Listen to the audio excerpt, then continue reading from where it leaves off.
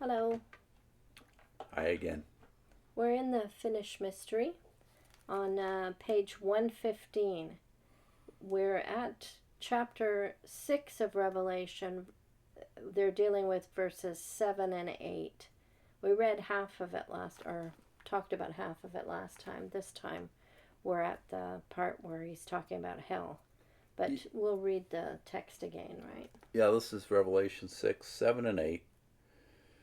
Last time just to fill in what they talked about when they got to the first part of it, they talked about the papacy being the rider on the horse. This time they want to focus on something else. Mm-hmm.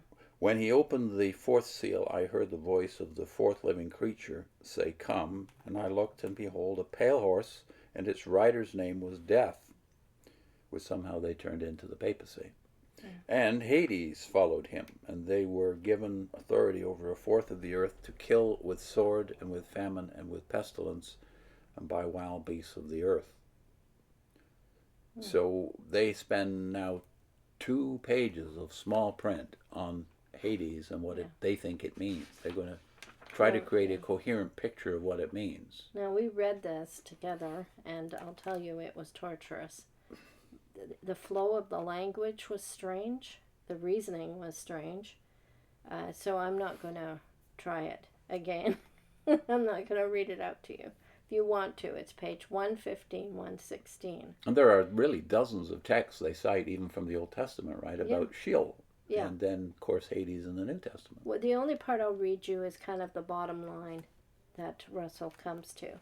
So the very last sentence or so, he says, in the margins of the old family Bibles, printed before Pastor Russell was born, we are told in several places and in both ways, in both the Old Testament and the New, that hell means grave and the grave means hell. A little earlier he had said they were interchangeable and meant the same thing, grave and hell. But there's no references given. This statement, family Bibles, is all you're going to get in here. They don't give you any kind of specific reference. He talks about translators, but nothing that you can check or look at. So it's his reasoning, and then he gives you a slew of scriptures. Some of it, if you read the text, you would not even come to that conclusion anyways. But it's the grave. There's difficulties with the Old Testament texts themselves, complexities within it, because you've got, well, you could maybe explain this better, some of the things that would be a problem for us. Some of the references might make you think of just the grave, but other ones would certainly not. We're talking about all the stuff having to do with nations being brought down to Sheol. They deal with some of that in here, but then just ignore it all, which is nations are there, kings are there with their weapons, and they're talking to each other. Mm-hmm. So because you don't know what the Hebrews thought of Sheol as being, it wasn't just a grave, and it wasn't just a metaphor for annihilation, as you want to take it. Yeah. They still believe this stuff, but those texts are right there in their own Bibles. This text where it at least strongly implies that there's a limited consciousness among the dead. The kings of the nations are there, and their armies and their weapons are there. Mm-hmm.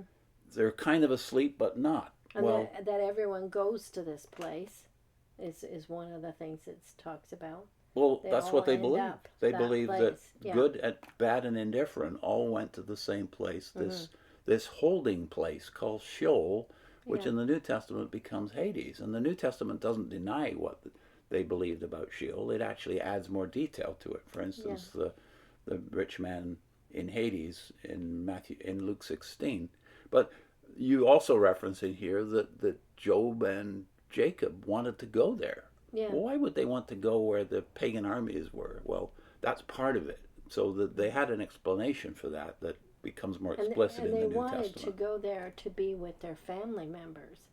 Well, do you want to go to the grave just because your family member is dead and buried and there's no communication between you? Like that, it doesn't quite make sense if you only believe it's a grave. If you don't believe that there's some kind of existence, shadowy even existence beyond your life in a physical body. So what did Jacob and Job have in common?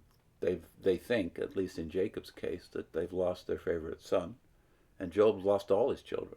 Yeah. So the only hope of reconciliation from the standpoint of a patriarch is, well, we're all going to end up in the same place, and it's not just annihilation. That's no hope at all. That's not consolation. Yeah. So that's not what they mean. And to prove that, you have it explicitly again. Read the way they put it in that last sentence again about the grave.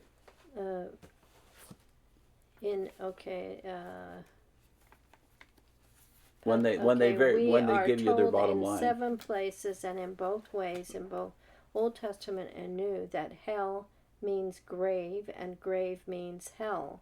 And earlier he had said the terms are interchangeable and the meanings are the same. So that's what Russell and his cohorts believed, and that's what Rutherford and his cohorts, the same people really, are insisting is the only way this can be interpreted that's consistent. Well, William Vine is a contemporary of these folks, and William Vine, in his very famous Vine's Expository Dictionary, says this about Hades and Sheol before it: the region of departed spirits of the lost, but including the blessed dead in periods preceding the ascension of Christ. It has been thought by some that the word etymologically meant the unseen, from a negative, and eido, to see, so a negative version of to see, in other words, not to see, hidden place as it were. But this derivation is questionable. A more probable derivation is from hado, signifying all receiving. Well, that's fascinating. So hado, Hades, all receiving, everybody goes there. And then he gives you the references to Sheol that would support this idea. He gives you some of the same references they do. But then he concludes this way: it never denotes the grave. Well, I wouldn't go quite that far, and other Hebrew experts don't, and the Greek experts don't, but Vine does. He wants to say it never really denotes the grave, nor is it the permanent region of the lost. In point of time, it is, for such, intermediate between decease and the doom of Gehenna. Now, when you're a witness, you think, well, I'm going to go with Russell and what he believes. But what's the difference between Russell and Vine? Like, if you're just talking about education, what's the difference between these two men? Vine is a universally recognized scholar. He's brethren in his positions, as you can see from that definition. He's very dogmatic about it. He's brethren, but he's universally respected because of his expertise in these languages. So this is not just an expository dictionary of New Testament words, which he's most famous for.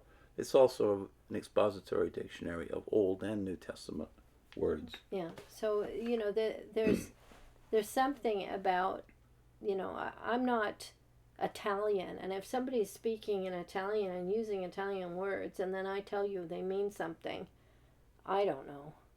But another Italian will tell you what it actually means. That's the difference. And yet we will just dismiss them as just another guy with another opinion.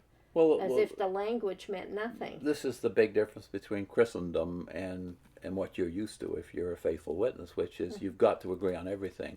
They don't agree on everything. So Vine is not agreed with by non-brethren scholars on a lot of stuff, like eschatology. But on this they do agree, namely that Hades does not mean just the grave. It can mean, occasionally, it can mean just the grave. But most of the time in the Old Testament, there's far more gradations to it, complexities to it. So you can't create a coherent picture from the data even of the Old Testament, and it gets more complicated when you get into the New. What's our link? Well, we're going to link to a video on Vine on Gehenna, and we'll put in the playlist of all the videos we have on hell and afterlife. See you next time.